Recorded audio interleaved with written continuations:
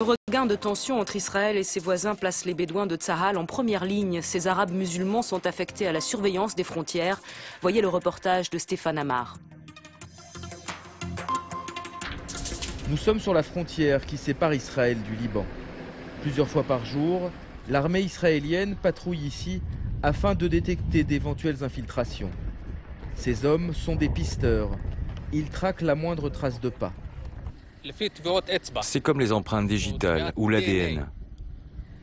Nous sommes capables d'analyser ces traces et de dire s'il y a eu ou non une infiltration. La technologie, c'est bien beau, mais la seule façon de travailler qui soit vraiment fiable, c'est la nôtre. Majdi dirige les unités des pisteurs du nord d'Israël. Comme tous ces hommes, c'est un bédouin, un arabe musulman citoyen d'Israël. D'ailleurs, entre eux, ils parlent arabe.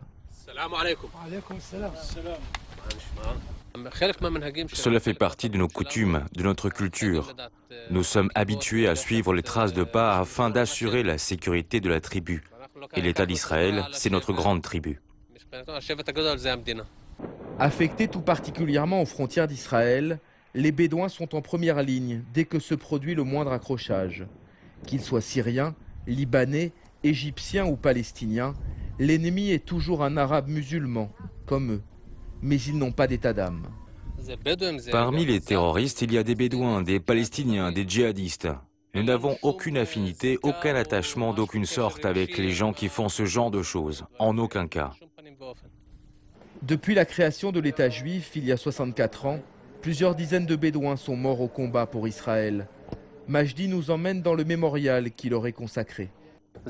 Ça, c'est mon oncle. C'est comme un juif qui vit en France. Personne ne se demande pourquoi est-ce qu'il se bat dans l'armée française. C'est son pays.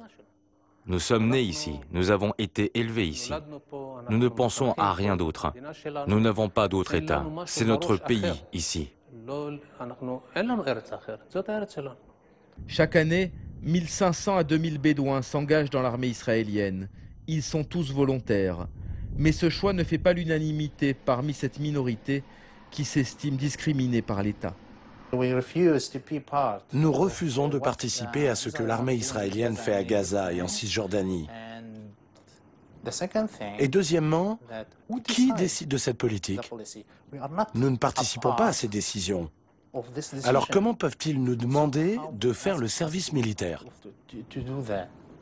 Avec le regain de tension à Gaza et sur le plateau du Golan, les Bédouins de Tsahal sont à nouveau sur le pied de guerre. Soldats avant tout.